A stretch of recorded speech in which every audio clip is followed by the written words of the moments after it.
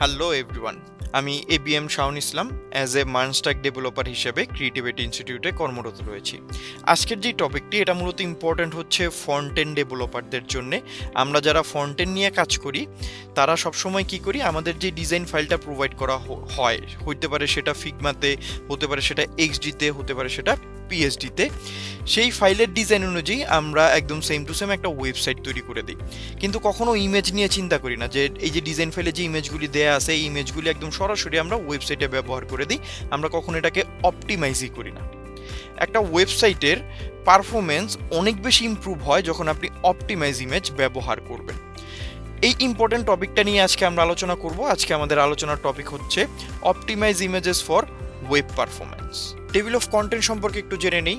আমরা আজকে 6টা টপিক নিয়ে কথা বলবো। টপিকগুলি হচ্ছে what is optimize images, optimize ইমেজের বেনিফিটসগুলি কী কী, quality versus size, right file format, how to optimize image, এবং সর্বশেষে কথা বলবো আমি পার্সোনালি কোন টুলসটা ব্যবহার করে ইমেজগুলিকে অপটিমাইজ করে থাকি। What is optimize image? Optimizing images is the process of decreasing their file size. ধরেন আপনার কাছে একটা ইমেজ আছে 1 MB, আপনি চাচ্ছেন সেটা আপনি আপনার ওয়েবসাইটে ব্যবহার করবেন। আপনি যখন ওই 1 MB ইমেজটাকে সরাসরি ওয়েবসাইটে ব্যবহার না করে এটার ফাইলের সাইজটা কমিয়ে 100 KB, 200 KB বা 300 KB করে তারপর ওয়েবসাইটে ব্যবহার করবেন, তখন সেই ইমেজটাকে বলা হবে optimize image. What is optimize image? Optimizing images is the process of decreasing their file size. ধরেন আপনার কাছে একটা ইমেজ আছে 1 MB, আপনি চাচ্ছেন সেটা আপনি আপনার ওয়েবসাইটে ব্যবহার করবেন। আপনি যখন ওই 1 MB ইমেজটাকে সরাসরি ওয়েবসাইটে ব্যবহার না করে এটার ফাইলের সাইজটা কমিয়ে 100 KB, 200 KB বা 300 KB করে তারপর ওয়েবসাইটে ব্যবহার করবেন, তখন সেই ইমেজটাকে বলা হবে অপটিমাইজ ইমেজ। এখন আমরা কথা বলবো যে অপটিমাইজ ইমেজ ওয়েবসাইটে ব্যবহার করার বেনিফিটসগুলি কী কী। HTTP আর্কাইভের মতে আপনার ওয়েবসাইটে 21% ওয়েট ক্যারি করে ইমেজগুলি। আমরা যখন কোনো ওয়েবসাইটে যাই আর ওয়েবসাইটটা যদি বেশি লোড হতে থাকে তখন আমরা বলি না যে ওয়েবসাইটটা ভারী অনেক। আপনার ওয়েবসাইটটা কতটুকু ভারী হবে এবং কতটুকু হালকা হবে এটা 21% ডিপেন্ড করতেছে ইমেজগুলির উপরে। আপনি আপনার ইমেজগুলিকে যত ভালোভাবে অপটিমাইজ করবেন আপনার ওয়েবসাইটটা ঠিক ততটাই হালকা হয়ে যাবে। দ্বিতীয় বিষয় হচ্ছে আপনার পেজ লোডিং স্পিড ইমপ্রুভ করবে অপটিমাইজ ইমেজ। ইমেজগুলিকে যখন আপনি অপটিমাইজ করবেন তার মানে হচ্ছে আপনি ইমেজগুলির সাইজ কমিয়ে আনছেন, আর ইমেজগুলির সাইজ যত ছোট হবে ইমেজটা তত দ্রুত লোড হবে, আর ইমেজগুলি দ্রুত লোড হলে আপনার ওয়েব পেজটাও খুব দ্রুত লোড হয়ে যাবে। তৃতীয়ত আপনাকে এসইওতে খুব বেশি হেল্প করবে অপটিমাইজ ইমেজ। আপনি যদি সার্চ ইঞ্জিনের র্যাঙ্কে যেতে চান এটার মধ্যে খুব ভালো একটা ইম্প্যাক্ট তৈরি করবে আপনার অপটিমাইজ ইমেজ, কারণ ইমেজ যখন অপটিমাইজ করবেন ফাইল সাইজ কমবে, এবং ফাইল সাইজ হলে এটা দ্রুত লোড হবে, এবং সার্চ ইঞ্জিন ফাস্টার যেই ওয়েবসাইটগুলি লোড হয় সেটাকে খুব বেশি পছন্দ করে। যখন কোনো ওয়েবসাইট স্লো লোড হয় তখন সার্চ ইঞ্জিন সেটাকে র্যাঙ্কিংয়ে আসতে দেয় না। ইমেজ অপটিমাইজের সময় সবথেকে বড় যে প্রবলেমটা ফেস করা হয় সেটা হচ্ছে কোয়ালিটি ভার্সেস সাইজ। যখন আপনি ইমেজের সাইজকে কমিয়ে আনবেন তখন আপনার কোয়ালিটি নষ্ট হবে, যখন আপনি কোয়ালিটি বাড়াবেন তখন আপনার সাইজ বেড়ে যাবে। ইমেজটাকে অপটিমাইজ করার সময় অবশ্যই খেয়াল রাখতে হবে আমরা সাইজ যতটাই কমাই না কেন আমাদের কোয়ালিটি যাতে নষ্ট না হয়। তার মানে ইমেজটাকে এমন একটা পর্যায়ে রাখতে হবে যেখানে সাইজটা আগে থেকে অনেক কমে আসবে এবং ইমেজ কোয়ালিটিও অত বেশি কম্প্রোমাইজ করা হবে না, যাতে চোখে দেখলে অতটা পার্থক্য বোঝা না যায়। যদি আপনি এমন করেন যে ইমেজের কোয়ালিটি নষ্ট করে সাইজটাকে ঠিক রেখেছেন, তাহলে সেই ইমেজ ওয়েবসাইটে ব্যবহার করলে ইউজারদের ইমপ্রেশন নষ্ট হবে। আর যদি আপনি এমন করেন যে কোয়ালিটি ঠিক রাখছেন এবং সাইজটাও বেড়ে গিয়েছে, তখন আপনার ওয়েবসাইটটা লোড হইতে সময় লাগবে। তো দুইটা জিনিসই আমাকে এমন পর্যায়ে রাখতে হবে যাতে করে আমার কোয়ালিটিও নষ্ট না হয় এবং সাইজটাও ঠিক থাকে। ইমেজকে অপটিমাইজ করার জন্য ফাইল ফরম্যাটটা অনেক ইম্পর্টেন্ট। ইমেজের যেই ফাইল ফরম্যাটগুলি আমরা সচরাচর জেনে থাকি সেটা হচ্ছে পিএনজি, জেপিজি, ওয়েবপি। যে কোনো ফাইল ফরম্যাট ব্যবহার করলে ইমেজটা অপটিমাইজ হবে না ওয়েবসাইটের ইমেজের জন্য। এবং আমরা যদি চাই যে পারফরমেন্স ইমপ্রুভ করব আমরা, তাহলে অবশ্যই আমাদের ওয়েবপি ফরম্যাটটাকে ব্যবহার করতে হবে। ওয়েবসাইট নিজেই সাজেস্ট করে যে ওয়েবপি ফরম্যাটের ইমেজ যাতে ওকে দেয়া হয়, তাহলে ও খুব ভালোভাবে লোড করাতে পারবে এবং পারফরমেন্সটাকে ইমপ্রুভ করতে পারবে। ইমেজ অপটিমাইজ নিয়ে তো অনেক কথা হলো, এখন আমরা কিভাবে ইমেজ অপটিমাইজ করব। আপনি অনেক টুলস পাবেন ইমেজ অপটিমাইজ করার জন্য। গুগলে যেয়ে জাস্ট যদি সার্চ করেন ইমেজ অপটিমাইজিং টুলস, প্রচুর টুলস পেয়ে যাবেন সেখানে। যে কোনো টুলস ব্যবহার করেই আপনি ইমেজ অপটিমাইজ করতে পারবেন, যেটা আপনার কাছে ভালো লাগবে এবং যেটা আপনার কাছে প্রেফারেবল মনে হবে। অথবা আপনি যে কোম্পানির জন্য কাজ করবেন অথবা যে ক্লায়েন্টের জন্য কাজ করবেন, তাদেরও যদি কোনো সাজেশন থাকে যে এই টুলসটা ব্যবহার করে আমাকে ইমেজ অপটিমাইজ করে দিতে হবে, তাহলে আপনি সেই টুলসটাকেই ব্যবহার করে ইমেজ অপটিমাইজ করবেন। আমি এখন আলোচনা করব হচ্ছে আমি পার্সোনালি কোন টুলসটা ব্যবহার করে থাকি ইমেজ অপটিমাইজ করার জন্য। আমি পার্সোনালি ব্যবহার করে থাকি স্কুইশ। এইটা গুগলের একটা প্রোডাক্ট। গুগল এটা তৈরি করে দিয়েছে ইমেজটাকে অপটিমাইজ করার জন্য, এবং খুব চমৎকার একটা প্রোডাক্ট যেখানে আপনি খুব সুন্দরভাবে ইমেজটাকে অপটিমাইজ করতে পারবেন, কোয়ালিটি একদম মিনিমাম লেভেলের কম্প্রোমাইজ করে। স্কুইশটা ব্যবহার করার জন্য আপনার গুগলে এসে লিখতে হবে স্কুইশ। এন্টার করার পরে প্রথম যেই লিঙ্কটা চলে আসবে সেই লিঙ্কে জাস্ট ক্লিক করে দেবেন। আপনারা ক্লিক করে দেওয়ার পর এমন একটা ওয়েবসাইট দেখতে পাবেন, এখানেই আমরা আমাদের ইমেজটাকে অপটিমাইজ করব। কোন ইমেজটাকে অপটিমাইজ করব সেটা একটু দেখাই। আমি অলরেডি একটা ইমেজ ডাউনলোড করে রেখেছি, এবং আপনারা যদি খেয়াল করেন তাহলে এই ইমেজটার সাইজ হচ্ছে 5.52 MB। এত বড় ইমেজ আমি আমার ওয়েবসাইটের জন্য ব্যবহার করব না।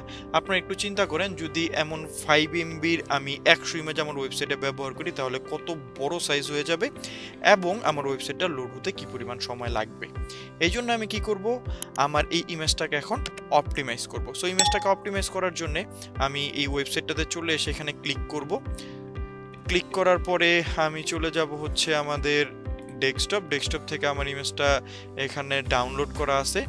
এই যে আমার ইমেজটা এখানে ডাউনলোড করা আছে, আমি জাস্ট ইমেজটাকে ওপেন করে দেব। ওপেন করে দেওয়ার পর ইমেজটা এখানে লোড হবে। এই তো ইমেজটা এখানে লোড হয়ে গিয়েছে। তো কাজের ক্ষেত্রে আমরা জুম ইন জুম আউট করে নিতে পারবো, জাস্ট মাউসের হুইলটাকে স্ক্রোল করলেই হবে, আর কিছু করতে হবে না। এই যে দেখেন জুম ইন জুম আউট করে নিতে পারতেছেন। ওকে, এই পর্যন্ত আমি রেখে দিলাম। তো আমাদের ইমেজটা প্রথমে ছিল, নিচে দেখতে পাবেন 5 MB, কিন্তু ইমেজটাকে কম্প্রেস করে এখানে নিয়ে এসেছে 3 MB, কিন্তু এই 3 MB তেও আমার চলবে না। এর আগে আমি একটা জিনিস দেখে নিই। আমি দেখেন ইমেজের কোয়ালিটিতে কোনো চেঞ্জ পাচ্ছেন, আর যেই চেঞ্জটা হচ্ছে সেটা চোখে পড়ার মতো চেঞ্জ না। এই যে দেখেন যেই চেঞ্জটা হচ্ছে সেটা চোখে পড়ার মতো না। আমি এটাকে আরো ছোট করব। আরো ছোট করার জন্য ওরা যে অপশনগুলি দেয়, এর মধ্যে প্রথমে আমরা রিসাইজে যাই। রিসাইজে আসার পরে এখান থেকে দেখেন ইমেজের উইথ আর হাইট অনেক বড়। এত বড় ইমেজ আমার লাগবে না, এখান থেকে আমি ইমেজটাকে ছোট করে নেব। ধরেন আমার প্রয়োজন হচ্ছে 500 উইথের একটা ইমেজ, তো আমি এটাকে 500 উইথ করে দিলাম। 500 করার সাথে সাথে আপনি খেয়াল করবেন এখানে লোড হচ্ছে এবং ইমেজটা হয়ে গিয়েছে 26 KB। এবার একটু খেয়াল করেন ইমেজের কোয়ালিটি ইম্প্যাক্ট পড়ছে, দেখছেন এই যে ইমেজের কোয়ালিটি নষ্ট হয়েছে।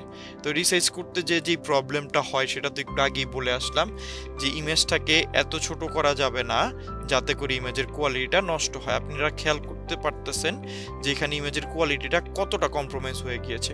এইভাবে তো হবে না, আমি তো এই ইমেজটা ব্যবহার করতে পারবো না, আমার একটু ভালো ইমেজ লাগবে। সেই ক্ষেত্রে আমি যদি এটাকে আগের অবস্থায় নিয়ে যাই, লোড হচ্ছে, এখানে লোড হয়ে কতটুকু আসে সেটা দেখাবে আমাকে। একটু সময় নিচ্ছে কারণ সাইজটা হঠাৎ করে অনেক বাড়িয়ে দিয়েছি আমি, 500 থেকে আবার 7000-এ নিয়ে প্রায় 8000-এর কাছাকাছি নিয়ে চলে এসেছি, এই জন্য একটু সময় নিচ্ছে। আমরা একটু ওয়েট করি। ওকে, এটা ঠিক হয়ে গিয়েছে। এখনো কত MB হবে সেটা লোড হয় নাই, এটা একটু লোড হোক। ওকে, আবার 3 MB-তে চলে এসেছে। তো আমরা এখন কি করব, এতটা কমাবো না। আমরা ধরেন এখান থেকে 7000 আছে, তো আমরা এখানে বলে দিব 3 দেওয়ার পরে দেখি কি হয়। 3000-এ নিয়ে আসে এটা উইডটাকে। লোড হচ্ছে, অনেক কমিয়ে আনার কারণে এমন লোডটা হচ্ছে। 1 MB-তে চলে এসেছে এবং দেখেন কোয়ালিটি অতটা কম্প্রোমাইজ হয় নাই যেটা চোখে পড়ার মতো। আমরা আরেকটু কমাই, আমরা কি করব, এটাকে 1920 দিয়ে দিই, দেখি কতটুকু নষ্ট হয় কোয়ালিটি। আবার লোড হচ্ছে। লোড হওয়ার পর আমরা যদি খেয়াল করি হালকা একটু নষ্ট হয়েছে, এবং এইটা আপনারা খুব ভালোভাবে বুঝতে পারবেন এই এরিয়াটাতে তাকালে।